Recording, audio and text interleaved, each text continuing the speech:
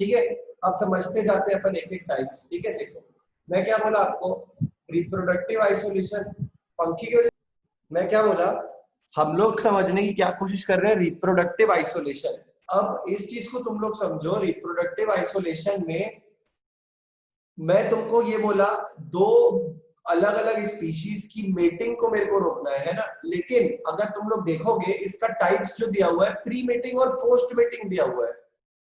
Definition क्या बोलती है, डेफिनेशन बोलती है prevent interbreeding between population of two different species, interbreeding.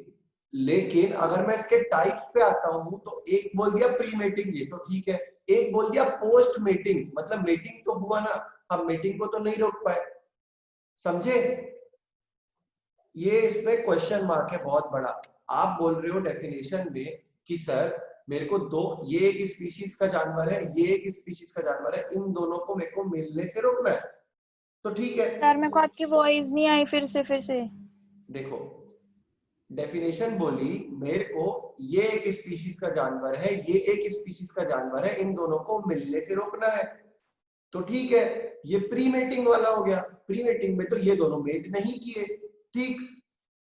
लेकिन एक और टाइप है जिसको हम बोलते हैं पोस्ट मेटिंग, मेटिंग तो हो गया, तो ये डेफिनेशन कैंसल हो गई, समझ में आया? इसलिए ये डेफिनेशन को प्रूफ नहीं कर पाया था कोई भी, पर जस्ट फॉर एन इंस्टेंस हम मान के चलते हैं कि यही डेफिनेशन है जो बोलती है। अब ऐसा क्यों है, देखो मेटिंग का मतलब होता है टू प्रोड्यूस न्यू ऑफस्प्रिंग्स, है ना, कोई भी सेक्स करता है टू प्रोड्यूस न्यू ऑफस्प्रिंग्स।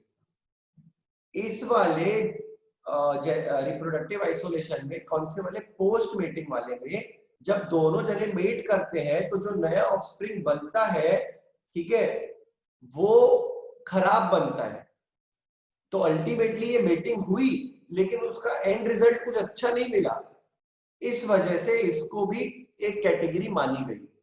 समझ में आया? पहला टाइप कौन सा है, मैकेनिकल। हर हम लोग पहले समझेंगे नॉर्मल क्या होता है, फिर हम समझेंगे कि ये मैकेनिकल टाइप क्या है। देखो समझना है ना, सी बेटा this is normal. Her species आपस में सेक्स कर सकता है, उसके लिए बॉडी का एनाटॉमी वैसा बनाया गया है। ह्यूमंस के साथ सेक्स कर सकते हैं, ह्यूमंस की बॉडी वैसी बनी है। डॉग्स बिचेस के साथ सेक्स कर सकते हैं, उनकी एनाटॉमी वैसी बनी है। हॉर्स आपस में कर सकते हैं, अलग अलग लेवल पे, अलग अलग स्पीशीज पे उनकी बॉडी को वैसा बनाया गया है। तो वो क्या कंसेप्ट है, वो कंसेप्ट है एवरी स्पीशीज रिप्रोडक्टिव एनाटॉमी। मैं क्या बोल रहा हूं, every species reproductive anatomy has a pattern called as key and lock pattern. देखो ये मेरा यूट्रस, ये वेजाइना और सर्विक्स, ठीक है, और ये मेरा वो, ये कुछ याद आया तुम लोग को, डायग्राम याद है? Yes sir. है ना? सी अगर मैं अच्छे से देखूं तो यहां से लेकर के ये एरिया को हम लोग क्या बोलते हैं, ये वाला, सर्विक्स। हाँ ये सर्विक्स और ये वेजाइना, है ना? हम्म। यही पे जो पेनाइल पार्ट है वो जाता है और फिट हो जाता है। तो ये क्या कंसेप्ट हो गया, see this is the key और ये हो गया लॉक। तो की एंड लॉक पैटर्न चलता है इसमें, की एंड लॉक पैटर्न। हर अलग अलग स्पीशीज में, हर अलग अलग स्पीशीज में अलग अलग की एंड लॉक पैटर्न है। तो अब मेरी बात को अच्छे से सुनना और समझना। ह्यूमंस एक स्पीशीज है, उनके लिए एक की एंड लॉक पैटर्न है, ये आपके सामने वो डेमोन्स्ट्रेट हो गया। ऐसे ही अलग अलग स्पीशीज में अलग अलग की एंड लॉक पैटर्न की एनाटॉमी बॉडी की बनाई गई है। सो अगर अगर मैं बोलूं मधुमक्खी या मेंढक, फॉर एग्जांपल मैं मेंढक ले लेता हूं, थोड़ा बड़ा है करके, मेंढक एक फ्रॉग दूसरे फ्रॉग के साथ सेक्स कर सके वैसा उसका बॉडी बना है, लेकिन एक फ्रॉग ह्यूमंस के साथ सेक्स कर सके वैसा उसका की एंड लॉक पैटर्न मैच नहीं करता। समझ में आया? इसको हम बोलते हैं मैकेनिकल बैरियर, समझे? हाँ सर। ठीक है, यस सर। यस। तो क्या हो गया, फ्रॉग एक स्पीशीज है, ह्यूमंस एक स्पीशीज है, दोनों का एनाटॉमी अलग है, दोनों का मैकेनिकल बॉडी का मैकेनिक्स अलग है, सो ये हो गया mechanical barrier and this prevented breeding of one species frog to another species humans. नहीं हो सकता, क्यों नहीं हो सकता, उनका बॉडी अलग है, समझ में आया? ठीक, अब क्या होगा, अब मेरी बात को समझना, ये तो मैंने ह्यूमंस का एग्जांपल दे दिया, ठीक। अब तुम लोग को याद है, तुम लोग 11th में पढ़ते हो, क्या पढ़ते हो, ये एक फ्लावर है, ये एक फ्लावर है, फ्लावर में स्टिग्मा स्टाइल ओवरी है, दूसरे फ्लावर का एक ठोक पोलन उड़ता उड़ता उड़ता उड़ता आता है, एंथर फिलामेंट चिपकता है, नीचे स्टॉक बनाता है, फर्टिलाइज करता है। कुछ याद आया? कुछ याद आया 11th क्लास? Yes sir. है ना? हाँ सर। हाँ, बहुत बढ़िया। अलग अलग स्पीशीज के प्लांट में अलग अलग type of stigma style and ovary है, अलग अलग टाइप ऑफ पोलन है, अलग अलग टाइप ऑफ एंथर है। हर पोलन हर फ्लावर पे नहीं चिपक सकता, समझे? तो क्या मतलब हो गया, दोनों का मैकेनिक्स अलग अलग है। अब अगर दोनों का मैकेनिक्स अलग अलग है तो दोनों एक दूसरे से मेटिंग को प्रिवेंट कर लिए। कई फ्लावर्स में ऐसा पेक्यूलैरिटी होता है कि वो क्रॉस पॉलिनेशन को प्रिवेंट कर लेता है। व्हाट इज क्रॉस पॉलिनेशन बेटा? व्हाट इज क्रॉस पॉलिनेशन, कौन बताएगा मेरे को? सर वो पॉलन दूसरे फ्लावर में जाके गिरता है तो वो क्रॉस पॉलिनेशन होता है। बहुत बढ़िया, एक्सीलेंट। देखो, बहुत अच्छी बात है। ये मेरा पेड़ है, ये मेरा पेड़ है, इसके पास खुद का स्टिग्मा स्टाइल ओवरी वाला एक ठोक फूल है और एक ठोक पोलन है। ये वाला पोलन उड़ा जुप से इस पे आया, इसको फर्टिलाइज किया, ठीक है, this is called as pollination. अगर ये वाला पोलन उड़ करके इस वाले प्लांट पे आ गया, दिस इज क्रॉस पोलिनेशन। तो क्या होता है, प्लांट ने अपना स्ट्रक्चर ऐसा बना लिया, ऐसे घुमा लिया अपने स्ट्रक्चर को, ठीक है, ये वाला पोलन उड़ के बाहर नहीं जा सकता। This is also an example of mechanical barrier in reproductive isolation. NEET का question, which type of reproductive isolation prevents cross pollination? Answer है मैकेनिकल टाइप। समझ में आया कैसे क्वेश्चन बनते हैं? समझ गए? कंसेप्ट क्लियर हो गया? कोई भी ऐसा एग्जाम्पल जो आपके बॉडी की एनाटॉमी, आपका स्ट्रक्चर, आपके ढांचे में मॉडिफिकेशंस कर दे जिससे आपका मेटिंग प्रिवेंट हो जाए, दैट इज मैकेनिकल। समझ में आया? Yes sir. रूपांजल समझ में आया बेटा? हाँ सर। ठीक। सेकंड पॉइंट, सेकंड कौन सा है? साइकोलॉजिकल। साइकोलॉजिकल का सबसे अच्छा एग्जांपल, मेरे को कोई बोलेगा ब्रो तेरे को एक लड़की के साथ सेक्स करना है, मैं बोलूंगा ठीक है। मेरे को कोई बोलेगा तेरे को कुत्ते के साथ सेक्स करना है, मैं मना कर दूंगा, मेरा साइकोलॉजी वैसा है, मैं कुत्ते के साथ क्यों सेक्स करूंगा? सर आप कल कुछ बता रहे थे बट उसको कंप्लीट नहीं किए थे। कल वो काऊ और डॉग वाला कुछ बता रहे थे ना, अ काऊ was raped by a. Bestiality बता, उतना ही था बेटा, वो तेरे जानने के लिए जितना बताना था उतना ही सर पूरी वो का। कोई डिसऑर्डर है ना? वो कोई डिसऑर्डर है क्या? हाँ बता। वो डिसऑर्डर है ना इसमें, मतलब आप बता रहे थे उस दिन डिसऑर्डर है। वो एक साइकोलॉजिकल डिसऑर्डर है वो, जिसमें देखो एक होता है ना फीलिया।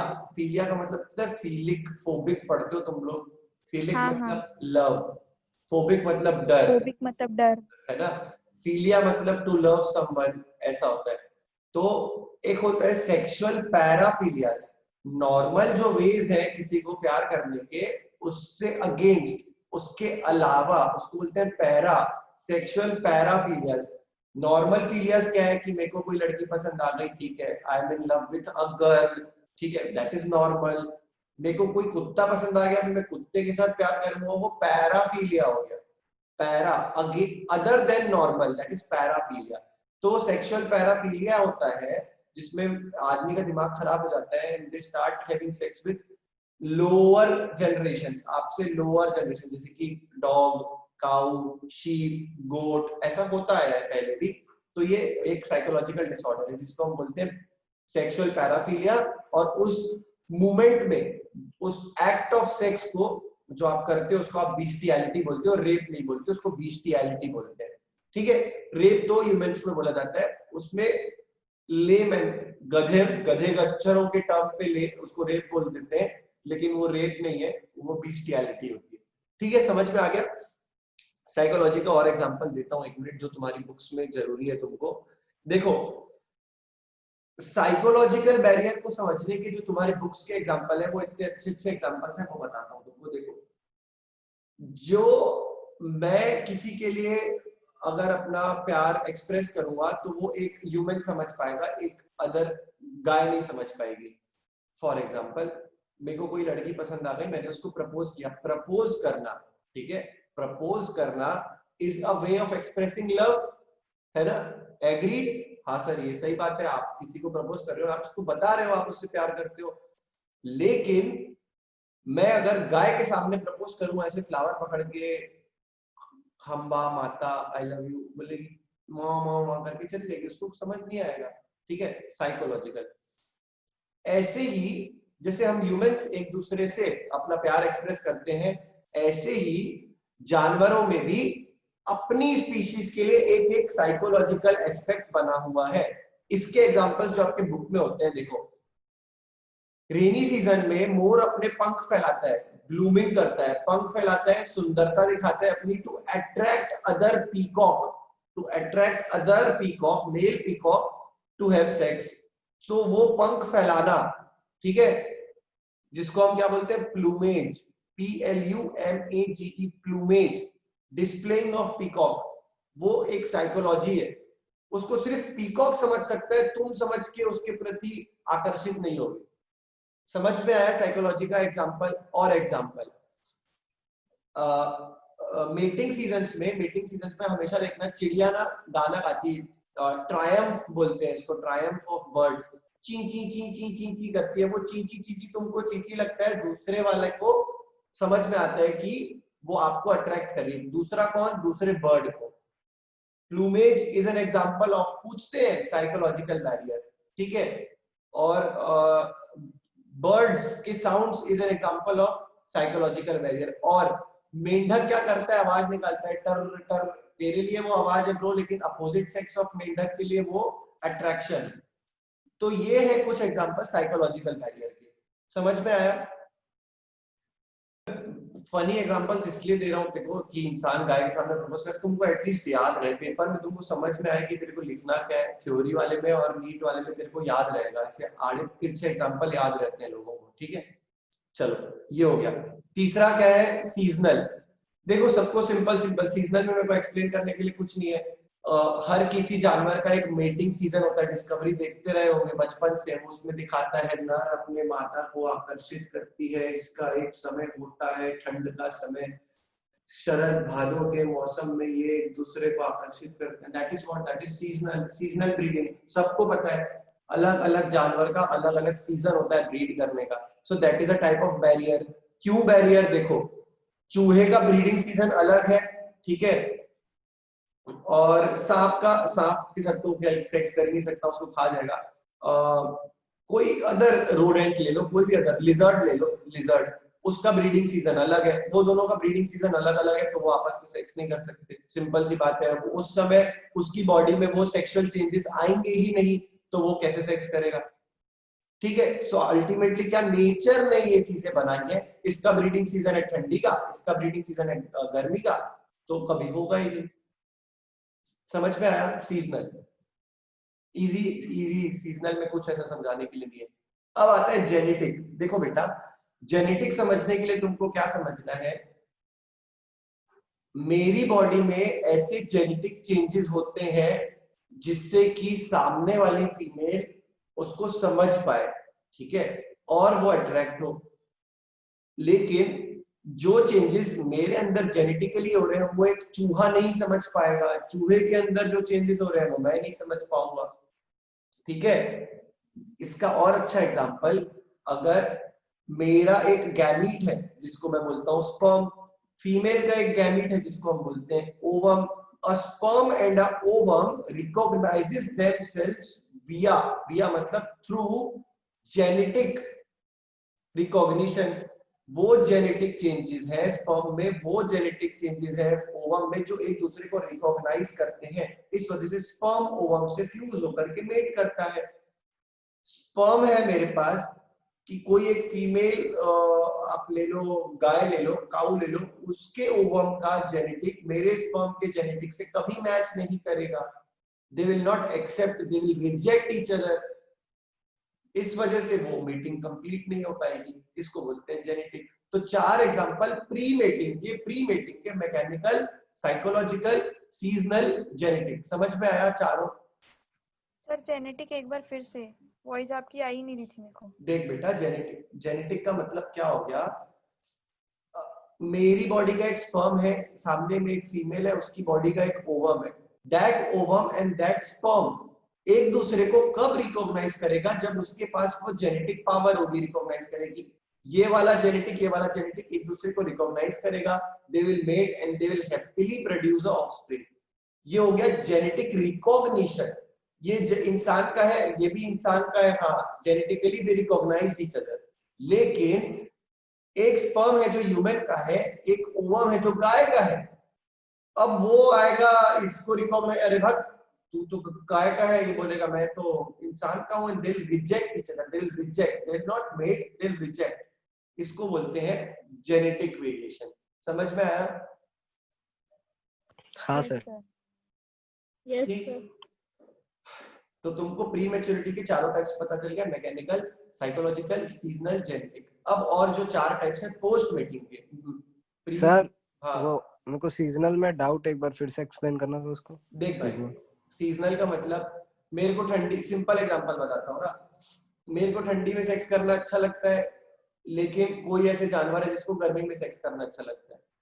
तो हम आपस में कभी सेक्स कर ही नहीं पाएंगे, क्योंकि मेरे को तो ठंड में ही, मेरे बॉडी के जो भी ऑर्गन्स है वो ठंड में ही सेक्स करने के लिए बने हुए हैं. उसके बॉडी के जो ऑर्गन है और जो बॉडी में चेंजेस होते हैं वो सिर्फ गर्मी में बने हुए हैं. तो गर्मी और ठंडी तो अपोजिट हो गया.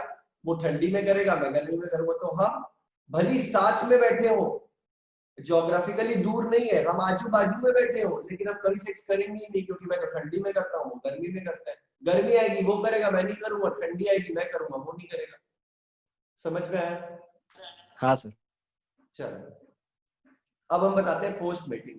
पोस्ट मेटिंग के क्या क्या एग्जांपल्स हैं, हम लोग उसको देख लेते हैं. ठीक है, किसको याद है बेटा पोस्ट मेटिंग के एग्जांपल्स? सर मेरे को 2 याद है. हाँ बता. इनकम्पैटिबिलिटी और हाइब्रिड ब्रेकडाउन. तो मैं क्या 2 ठो पढ़ाया था, जो तेरे को 2 ही ठो याद है? सर 2 भी हाइब्रिड थे, बट वो उसका आगे का याद नहीं. रूपांजल कॉपी बता. में लिखी थी, भूल गई. अभी कॉपी कौन सी है? रफ कॉपी में पढ़ रही है बे. तेरे को मजाक लग रहा है? तेरे को ना नोट्स नहीं मिलेंगे बाद में. और ट्रस्ट मी, सर वो मैं तेरे को सच सच बता रहा कॉपी हूँ. में. मेरा बात सुन बेटा, मेरा बात सुन. हो सकता है तुम लोग ड्रॉप लो, हो सकता है तुम में से कोई कोटा चले जाए, हो सकता है तुम में से कोई कहीं भी पढ़े, हो सकता है तुम में से कोई यही वाला इंस्टीट्यूट ज्वाइन करे.